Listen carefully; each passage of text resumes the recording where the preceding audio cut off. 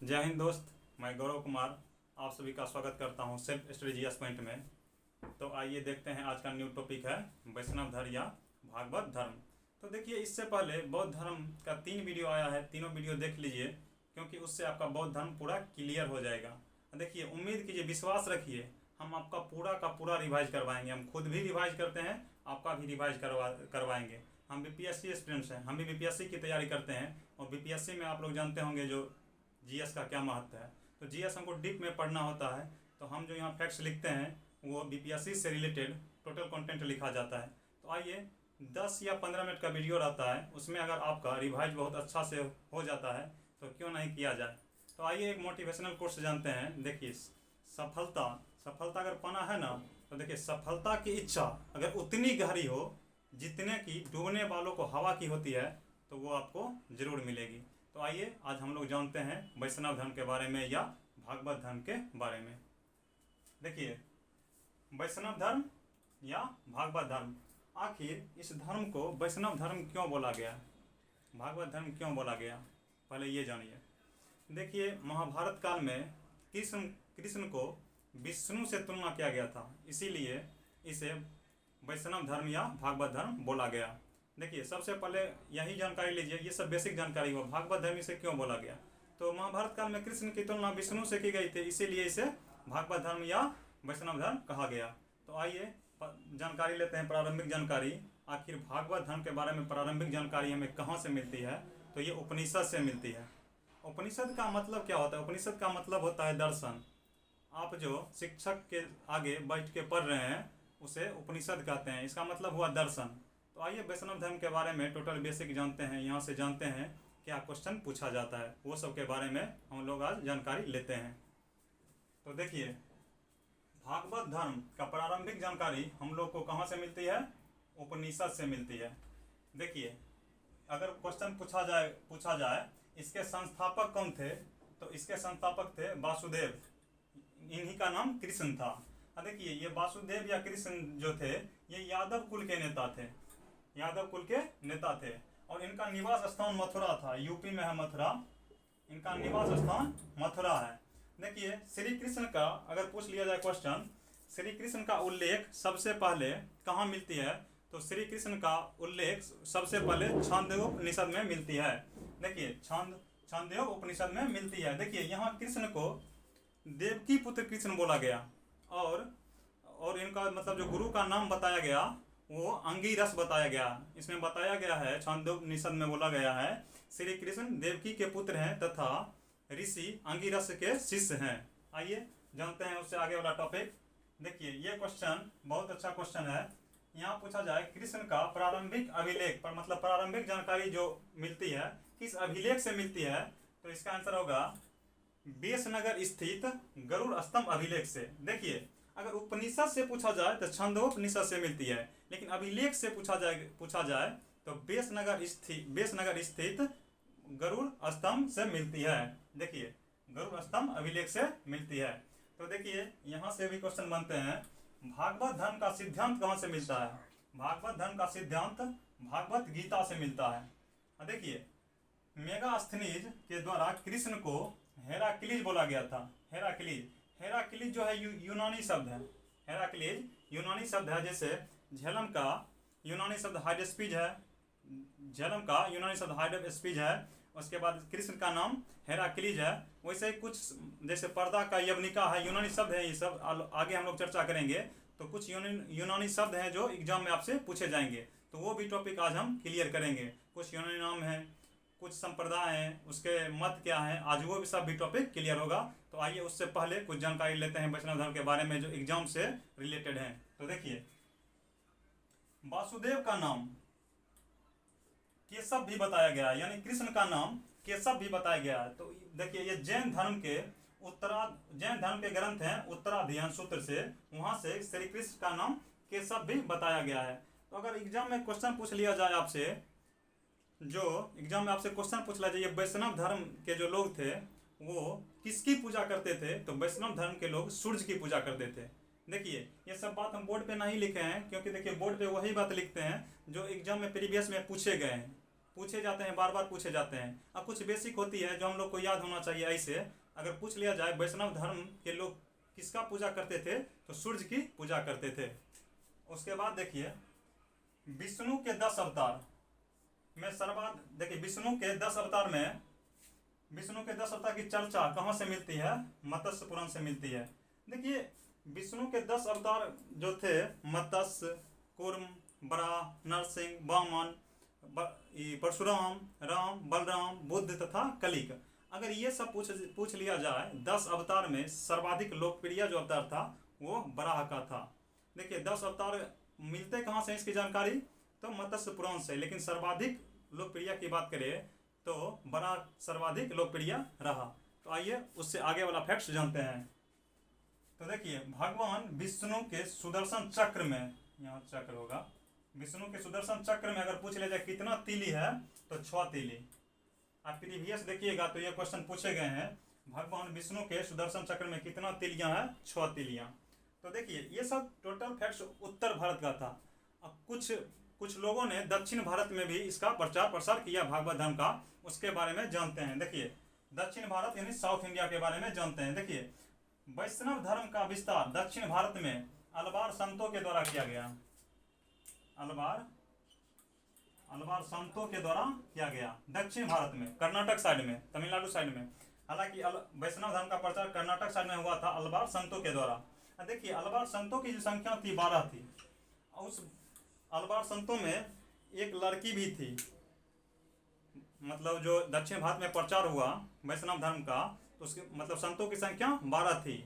और अलवार संतों के द्वारा इसका विस्तार किया गया दक्षिण भारत में। उसमें अंडाल नाम की महिला थी जो दक्षिण भारत में वैष्णव धर्म का प्रचार प्रसार की। उससे दक्षिण की मीरा भी कहा जाता है। अगर एग्जाम में आपसे पूछ लिया जाए दक्षिण की मीरा किसे कहा जाता है, तो अंडाल नामक एक लड़की थी या महिला थी, उसको दक्षिण की मीरा कहा जाता है। देखिए दक्षिण भारत की मीरा अंडाल ये महिला थी जो वैष्णव धर्म में बहुत योगदान दी थी, आगे बढ़ चढ़ के इसका प्रचार प्रसार किए। उसके बाद देखिए यहाँ से क्वेश्चन बनते हैं आपको। एक तो भारतीय नाम है और दूसरा यूनानी नाम है। आपको एग्जाम में भारतीय नाम का यूनानी नाम मिलान करने के लिए दे दिया जाएगा। इनमें यूनानी नाम को प्रदर्शित कीजिए। तो देखिए यहाँ से क्वेश्चन बनते हैं, कपास का यूनानी नाम क्या है? कपास का यूनानी नाम हिंडन है। देखिए ये सब टोटल क्वेश्चन पूछे जाते हैं, किसी ना किसी एग्जाम में आपसे पूछ लिया जाता है। तो देखिए कपास का यूनानी शब्द हिंडन है। पर्दा का जो यूनानी नाम है यवनिका है। उसके बाद पूछा जाएगा आपको शिव, भगवान शिव। देखिए भगवान शिव को रुद्र भी बोला जाता है। आगे पढ़ेंगे शैव धर्म, उसमें देखेंगे। इसमें शिव का जो यूनानी नाम है वो डायोनिसस है, समझे, शिव का यूनानी नाम। अब विष्णु का देखिए ये इंपॉर्टेंट रहेगा, एक पर्दा का रहता है, कपास का रहता है, उसके बाद एक सिंधु नदी का भी रहता है। देखिए यहाँ से देखिए शिव का डायोनिसस, विष्णु का हेराक्लीज। अभी हम लोगों ने जाना हेराक्लीज जो नाम दिया था वो मेगास्थनीज के द्वारा दिया गया था, जो इंडिका नामक पुस्तक की रचना किए थे। तो देखिए विष्णु का हेराक्लीज। झेलम, इसे हाइडेस्फीज, झेलम के बारे में आप लोग पढ़े होंगे, सिकंदर से रिलेटेड पढ़िएगा, वहाँ पता चलेगा झेलम नदी के बारे में। वो हम लोग आगे वीडियो में चर्चा करेंगे और बहुत अच्छा से जानकारी लेंगे, क्योंकि एंशियंट हिस्ट्री उतना डीप में जान जाइए, एंशियंट हिस्ट्री का क्वेश्चन नहीं छूटे। मिडाइवल अगर जानिए तो वहाँ से भी देखिए हिस्ट्री को पढ़ने का मतलब है जो कहानी की तरह पढ़िए, अच्छा से समझ में आ जाए, क्वेश्चन छूटना ही नहीं। छूटने की तो बात छोड़िए, एक बार देखिए तो आपके समझ में आ जाए। अगर पूछ लिया जाए झेलम का यूनानी नाम, तो आप पूरा का पूरा आपको कंसेप्ट में याद हो जाए, इसका ये नाम है, इसका ये नाम है। पढ़ाई वैसे कीजिए। देखिए झेलम का जो यूनानी नाम है हाइडेस्फीज। उसके बाद देखिए ब्यास का हाइफेनिस, उसके बाद देखिए सिंधु नदी का इंडस नदी बोला गया। सिंधु नदी का नाम है इंडस, यूनानी शब्द है इंडस। उसके बाद देखिए वैष्णव धर्म से संबंधित कुछ संप्रदाय भी हैं एवं मत भी है। आइए उसके बारे में जानकारी लेते हैं। तो देखिए प्रमुख संप्रदाय, मत तथा आचार्य। देखिए वैष्णव संप्रदाय के जो मत थे विशिष्टता द्वैत, इसके आचार्य थे रामानुज। देखिए यहाँ आप लोग कंफ्यूज कीजिएगा, क्योंकि हम खुद करते हैं, हम खुद कंफ्यूज किए हुए हैं, गलत मारे भी हुए भी, लेकिन हाँ अब हमको याद हो गया पूरा, क्योंकि बार बार रिवाइज करने से ये सब क्वेश्चन में कंफ्यूजन जो रहता है क्लियर हो जाता है, नहीं रहेगा ज़्यादा दिन तक। तो 4 बार पढ़ लीजिएगा, ठीक से रहेगा ही नहीं कंफ्यूजन। देखिए वैष्णव संप्रदाय विशिष्टाद्वैत, देखिए विशिष्टाद्वैत रामानुज, रामानुज को याद कीजिए, विशिष्ट आदमी है तो याद हो जाएगा विशिष्टाद्वैत रामानुज विशिष्टाद्वैत।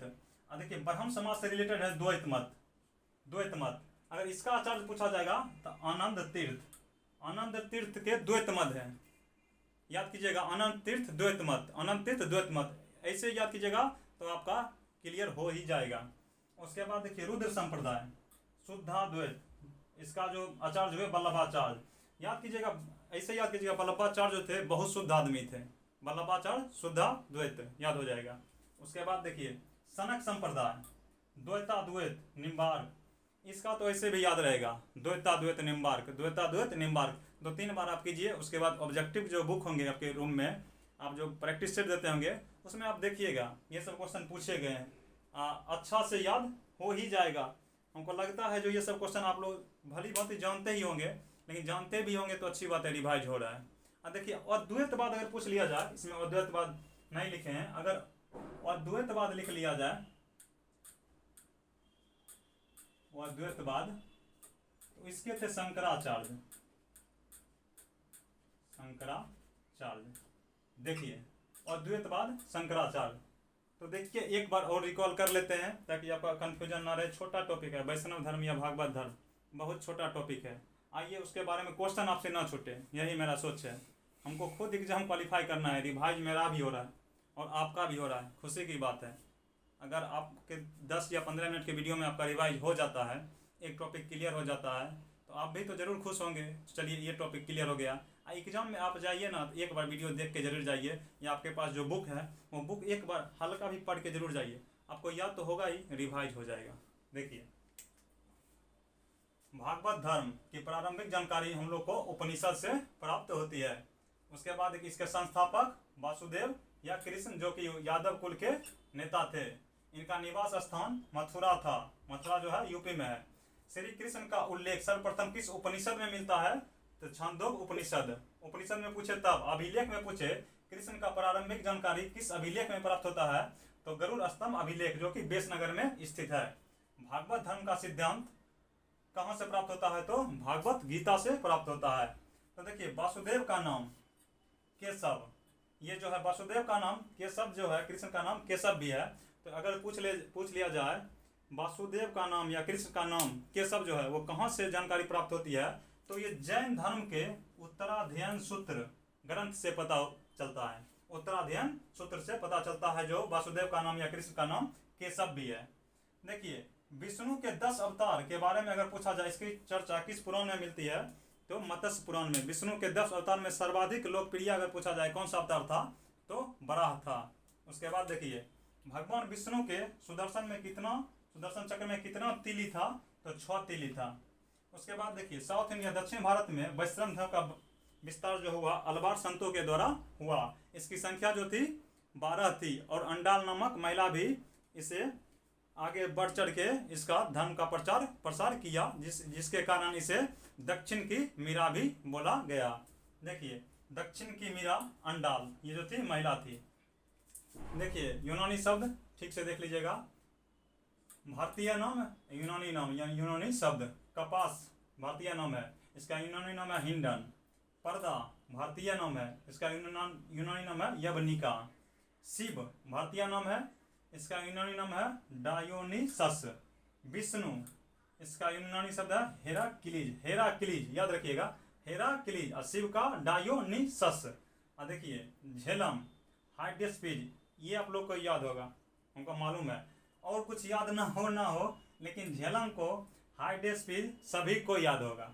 उसके बाद देखिए व्यास हाइफेनिस, हाइफेनिस मतलब व्यास, भारतीय नाम व्यास, यूनानी नाम हाइफेनिस। देखिए सिंधु इंडस नदी, सिंधु को बोला गया इंडस नदी। देखिए प्रमुख संप्रदाय मत एवं आचार्य के बारे में एक बार और देखिए।